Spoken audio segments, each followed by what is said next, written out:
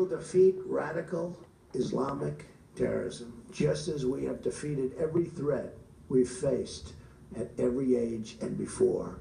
But we will not, remember this, defeat it with closed eyes or silenced voices. A new immigration policy is needed immediately and as well. We should only admit into this country those who share our values and respect our people. In the Cold War, we had an ideological screening test. The time is overdue to develop a new screening test for the threats we face today. I call it extreme vetting. I call it extreme vetting. One of my first acts as president will be to establish a commission on radical Islam, which will include reformist voices in the Muslim community who will hopefully work with us. We want to build bridges and erase divisions. The goal of the commission will be to identify and explain to the American public the core convictions and beliefs of radical Islam, to identify the warning signs of radicalization, and to expose the networks in our society that support radicalization.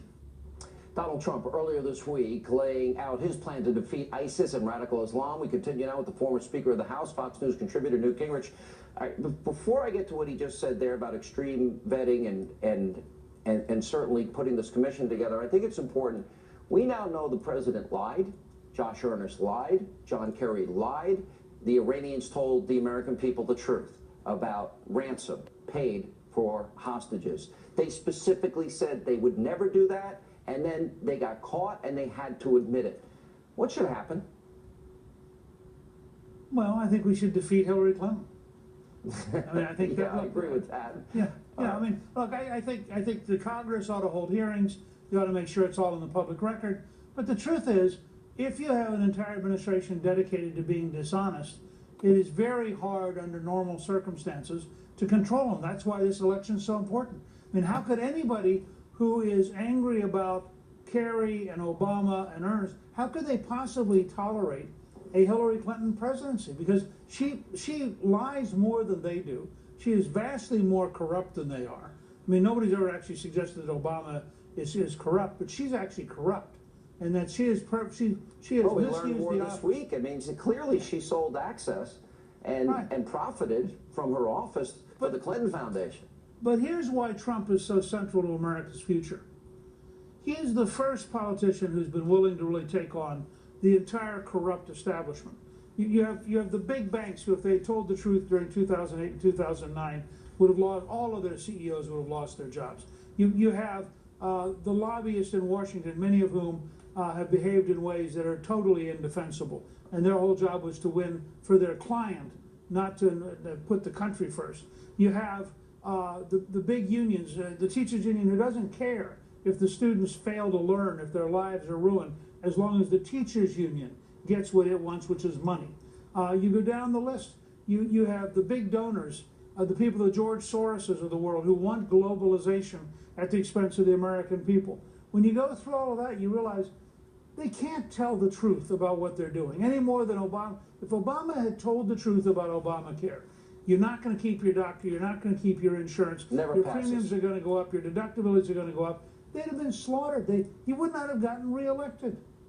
Yeah. And so they've consistently chosen lying if that's what it takes to survive. You know, and the American people have suffered, and I give out the numbers all the time about poverty, food stamps, labor participation, lowest home ownership rate in 51 years, 1 in 5 American families, nobody in the family works, you know, the worst recovery since the 40s. Let me go to Trump's comments, though. If we're going to protect this homeland, and you have people coming from countries that practice Sharia, which is the antithesis of our constitutional republic, our very own constitution, our rule of law, about the treatment of women, gays, lesbians, freedom of religion and thought. Saudi Arabia contributes to Clinton. She doesn't criticize their practices at all. They discriminate against all those people. He talks about extreme vetting. To me, it's common sense. But there are Americans that think somehow that is bigoted or unfair. I think if somebody wants to come here, don't they have to assimilate? Look, I watched Jim Woolsey, the former director of the Central Intelligence Agency under Bill Clinton, former Deputy Secretary of the Navy under Jimmy Carter, and Woolsey said immediately after the speech, this is exactly what we did in the Cold War.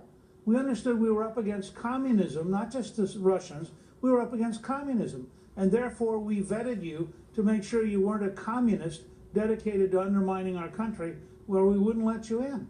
What Trump has done is he has raised the core question about what is at its heart an ideological war.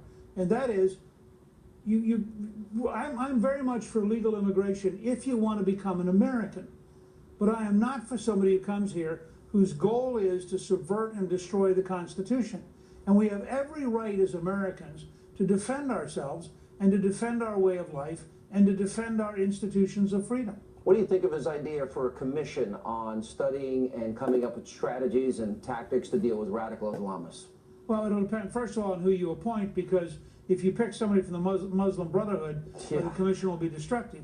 But given the people like General Flynn, who Trump is relying on, I think they pick good people. I thought the commission was a brilliant idea, because we have to find a way to get right in the heart of this conversation about what is acceptable, what isn't, what should we be looking for in potential radicalization. For example, if you find out that you have a mosque which preaches jihad and which is recruiting people to go and join ISIS, I think there's a point here where that national safety transcends the right of that mosque to preach hatred. And those are the kind of things that are very delicate. You got to think it through. Again, New York under Giuliani and Bloomberg had a remarkable police program. They probably did the best job of anybody in America at tracking down radicals, and they stopped a lot of potential attacks because they were proactively looking for radicals before they killed somebody. All right, Mr. Speaker, thank you so much for being with us. We appreciate it.